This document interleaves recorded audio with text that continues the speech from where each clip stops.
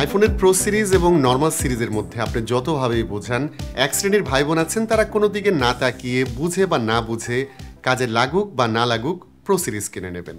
কারণ নর্মাল সিরিজে থাকে 2টা ক্যামেরা, কিন্তু প্রো ফোনে 3টা ক্যামেরা পাওয়া যায়, যেটা শো অফ করার জন্য বা ফ্লেক্স করার জন্য অবশ্যই দরকার। সো আজকের ভিডিওতে বুঝিয়ে বলার চেষ্টা করব শুধুমাত্র ফ্লেক্স করার জন্য আইফোন 15 প্রো কেনা ঠিক হবে নাকি আইফোন 15ই আপনার জন্য ঠিক আছে। আপনাদের সঙ্গে থাকছি আমি বাবু, চলুন শুরু করা যাক। শুরুতেই জানিয়ে দিচ্ছি এবারের যে রেগুলার সিরিজ মানে আইফোন 15 প্লাস, সেগুলোতে কিন্তু অনেক নতুন কিছু ইমপ্লিমেন্ট করা হয়েছে। আর যদি আমরা গত বছরের কথা চিন্তা করে থাকি, আইফোন 14 প্রো এর কথা, সেটার সঙ্গে কিন্তু আইফোন 14-এর অনেক পার্থক্য ছিল, বাট এইবার কিন্তু সেই গ্যাপগুলো অনেকটাই কমে এসছে। ভ্যারিয়েন্ট দিয়ে যদি শুরু করি, আইফোন 15 শুরু হচ্ছে 128 গিগাবাইট স্টোরেজ থেকে, সেগুলো পাওয়া যাবে ম্যাক্সিমাম 512 গিগাবাইট পর্যন্ত, এবং এগুলোর প্রাইসও কিন্তু কম। আইফোন 15 শুরু হচ্ছে $799 থেকে। অন্যদিকে আপনি যদি প্রো সিরিজের দিকে যান, সেগুলোর প্রাইস কিন্তু শুরু হচ্ছে $999 মানে $1000 থেকে। বিল্ডের কথায় যদি আসি, আইফোন 15 কিন্তু আইফোন 15 প্রো এর মতো টাইটানিয়াম চেসি পাচ্ছে না। এটা আগের মতোই যে অ্যালুমিনিয়াম ছিল সেটাই থাকছে, স্টেনলেস স্টিলও কিন্তু এতে ব্যবহার করা হয়নি। বাট স্টিল আইফোন 15 কিন্তু 15 প্রো এর চেয়ে অনেকটাই কম ওজনের, মানে আইফোন 15-এর ওয়েট মাত্র 171 গ্রাম। কালারের দিক থেকে রেগুলার যে সিরিজ থাকছে আইফোন 15 প্লাস, সেগুলোর কিন্তু একদম ভ্যারাইটি কালেকশন থাকছে, প্রচুর কালার পাওয়া যাবে, যেগুলো বেসিক্যালি প্যাস্টেল কালার, খুবই আই সুদিং। বাট 15 প্রো এর কথা যদি বলি, সেগুলোর কালার কিন্তু খুবই লিমিটেড এবং সবগুলোই কিন্তু একদম নিউট্রাল কালার। এবং পার্সোনালি আমি চিন্তা করছি প্রো সিরিজের কোন কালারটা আসলে বেটার হবে, এবং সবগুলো কালারই কিন্তু আমার কাছে মোটামুটি একই রকম লাগছে। রেগুলার সিরিজের ক্ষেত্রে আরেকটা ভালো বিষয় হচ্ছে যে রিয়ার গ্লাস থাকছে, সেটা আবার ফ্রস্টেড গ্লাস এখানে ব্যবহার করা হয়েছে, যেটা ইন পার্সন দেখতে হয়তো খুবই ভালো লাগবে। তবে একটা কথা অবশ্যই বলতে হয়, রেগুলার সিরিজের যে অ্যালুমিনিয়াম বডি, সেটার চেয়ে কিন্তু 15 প্রো এর যে টাইটানিয়াম, সেটা অবশ্যই ডিউরেবল এবং স্ট্রং। আরেকটা বিষয় জানিয়ে রাখি, অনেকেই এক্সপেক্ট করেছিলেন যে রেগুলার সিরিজে হয়তো প্রো সিরিজের মতো অ্যাকশন বাটন থাকবে, বাট এটাতে কিন্তু অ্যাকশন বাটন থাকছে না, আগের মতোই মিউট সুইচটাই পাওয়া যাবে, যেটা অনেকেই হয়তো পছন্দ করবেন, কারণ ক্লাসিক জিনিস অনেকেই পছন্দ করে থাকেন। ডিসপ্লের ক্ষেত্রে রেগুলার সিরিজে আমরা দুটি অপশন পাচ্ছি, একটি হচ্ছে 15, সেটাতে 6.1 ইঞ্চি ডিসপ্লে থাকছে, অন্যটি 15 প্লাস, যাতে আমরা 6.7 ইঞ্চি ডিসপ্লে পাচ্ছি। এবং ইন্টারেস্টিং এবং খুবই ভালো একটি বিষয় হচ্ছে এন্টায়ার লাইন আপে কিন্তু আমরা সেম ডাইনামিক আইল্যান্ড পাচ্ছি, যেটা খুবই ভালো একটি বিষয়। এবং এর চেয়ে আরেকটি ভালো বিষয় হচ্ছে রেগুলার সিরিজের ডিসপ্লেতে কিন্তু আমরা 200 নিটসের পিক ব্রাইটনেস পাচ্ছি, যেটা আমরা আসলে প্রো মডেলগুলোতেই দেখে থাকি। তবে প্রো মডেলের সাথে কম্পেয়ার করলে ডিসপ্লের ব্যাজেল কিছুটা বেশি, যেটা আমার কাছে মনে হয় খুব একটা বিষয় না। বাট একটা বিষয় কিন্তু রয়ে গেল, সেটা হচ্ছে রেগুলার সিরিজের ডিসপ্লেতে কিন্তু হায়ার রিফ্রেশ রেট থাকছে না, অর্থাৎ এতে আগের মতোই 60 হার্জ ডিসপ্লে পাওয়া যাবে। সো এটা খুব একটা স্মুথ হবে না প্রো ফোনগুলোর তুলনায়। এবং ডাইনামিক আইল্যান্ড আপনি যখন ব্যবহার করবেন প্রো সিরিজে, যেমন অনেকটা স্মুথ অ্যানিমেশন দেখা যায়, সেটা কিন্তু 15-এর ক্ষেত্রে পাওয়া যাবে না, যেহেতু এটা 60 হার্জ প্যানেল। সো অ্যানিমেশনগুলো প্রো সিরিজের মতো এত বেশি লাইভলি হবে না। পারফরমেন্সের ক্ষেত্রে আমরা আইফোন 15 সিরিজে পাচ্ছি A16 বায়োনিক চিপ, যেটা গত বছর আইফোন 15 প্রোতে ব্যবহার করা হয়েছিল। এবং এবছরের কনটেক্সটেও যদি বলি, অলমোস্ট দুটি চিপ আইডেন্টিক্যাল, অর্থাৎ আমি A17 প্রো এর কথা বলছি। ডেফিনেটলি এটা 3 ন্যানোমিটার বিল্ড চিপ, বাট এটার আর্কিটেকচার আমরা যদি দেখি, দুটিতে কিন্তু 6 কোর সিপিইউ থাকছে। বাট জিপিইউর ক্ষেত্রে এবার A17 প্রো কিছুটা এগিয়ে গেছে, এটাতে 6 কোর জিপিইউ থাকছে। সো আপনি যখন একটু প্রফেশনাল গেমিং করতে চাবেন, আইফোন 15 প্রো হয়তো আপনার দরকার হতে পারে। তবে বেশিরভাগ অ্যাপ্লিকেশন ব্যবহার করার জন্য আইফোন 15-এর যে চিপ A16 বায়োনিক চিপ, সেটা আমার কাছে মনে হয় গুড এনাফ। তবে যারা র্যামকে অনেক বেশি গুরুত্ব দিয়ে থাকেন, তাদের জন্য বলছি আইফোন 15 প্রোতে কিন্তু এবার 8 গিগাবাইট র্যাম থাকছে, সেখানে আমরা রেগুলার সিরিজে পাচ্ছি 6 গিগাবাইট র্যাম।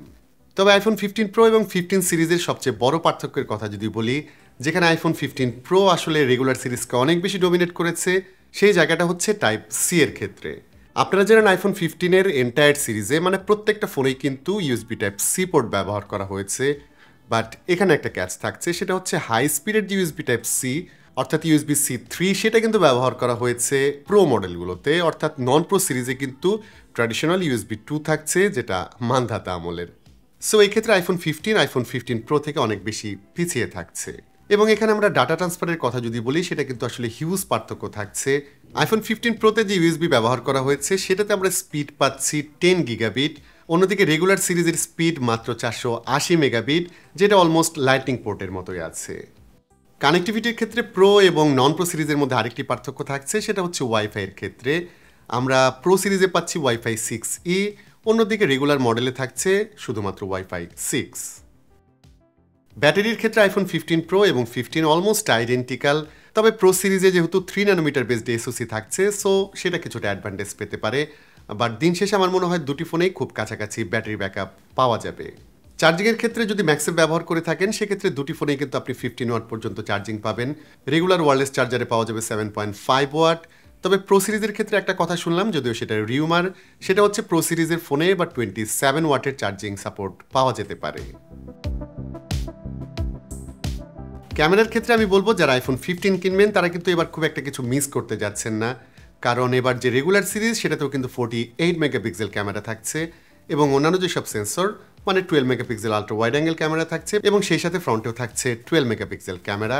বাট একটা প্লাস পয়েন্ট নন প্রো সিরিজেও থাকছে, সেটা হচ্ছে এতে এবার HDR5 ব্যবহার করা হয়েছে, যেটা কিন্তু গত বছরের যে আইফোন 15 প্রো সেটাতেও ছিল না। আইফোন 15 প্রোতে HDR4 ছিল। সো HDR এর ক্ষেত্রে নন প্রো সিরিজ যেটা মানে আইফোন 15, 15 প্লাস সেটাও কিন্তু এবার অ্যাডভান্টেজ পাবে। আরেকটা বিষয় থাকছে সেটা হচ্ছে ওই 3 ক্যামেরার ব্যাপারটা, মানে প্রো সিরিজে কিন্তু 3টা ক্যামেরা থাকছে, রেগুলার সিরিজে 2টা ক্যামেরা। রেগুলার সিরিজে জুম করে ছবি তোলা যায় না, বাট এইবার কিন্তু সেই ব্যাপারটা থাকছে না।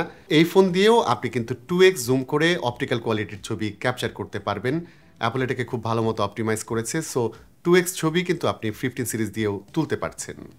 তবে 15 প্রো ম্যাক্সের কথা যদি বলি সেটাতে কিন্তু এবার ইনসেন 5x টেলিফটো জুম থাকছে, আর সেগুলো কিন্তু আপনি রেগুলার সিরিজে বা আইফোন 15 প্রোতেও পাচ্ছেন না।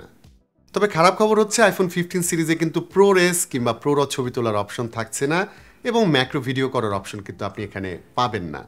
তবে পোর্ট্রেট ছবি তোলার ক্ষেত্রে এন্টার আইফোন 15 সিরিজে কিন্তু প্রচুর ফিচার অ্যাড করা হয়েছে, সো আইফোন 15এও কিন্তু আপনি খুব ভালো পোর্ট্রেট ছবি ক্যাপচার করতে পারবেন।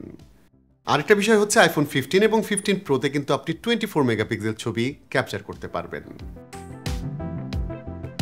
তো শেষ কথা হচ্ছে আইফোন 15 প্রো এবং রেগুলার সিরিজের মধ্যে আসলে অনেক পার্থক্যই থাকছে, বাট আমি শুরুতেই যেমনটা বলেছিলাম সেই গ্যাপটা কিন্তু অনেকটাই কমে আসছে। যেমন এবার কিন্তু আমরা ডিসপ্লের ক্ষেত্রে অনেক ইমপ্রুভমেন্ট দেখতে পাচ্ছি আইফোন 15 এর ক্ষেত্রে। সেটাতে কিন্তু ভালো ব্রাইটনেস থাকছে, পিক ব্রাইটনেস 2000 নিটস, এবং সেখানে কিন্তু আমরা দেখতে পাচ্ছি ডাইনামিক আইল্যান্ডটা, যেটা আসলে গত বছর ছিল না।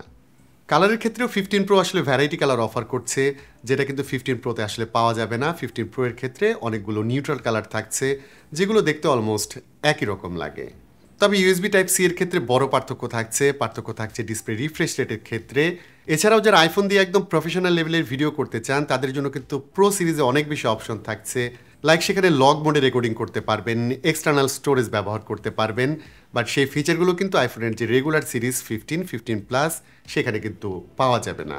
তবে ফাইনালি আমি বলবো আইফোন 15 কিন্তু স্টিল ভ্যালু ফর মানি একটি ডিভাইস, এবং প্রো সিরিজের সাথে রেগুলার সিরিজের পার্থক্য কিন্তু অনেকটাই কমে আসছে। যাই হোক, আজকের ভিডিওটা আর বড় করছি না। আশা করি আইফোন 15 প্রো এবং 15 এর পার্থক্যগুলো আপনারা মোটামুটি বুঝতে পেরেছেন। ভিডিওটি ভালো লাগলে please hit the like button, share করতে পারেন আপনার বন্ধুদের সঙ্গে। আজকের মতো আমি বাবু এখানে বিদায় নিচ্ছি। সবাই ভালো থাকবেন, অনেক ভালো।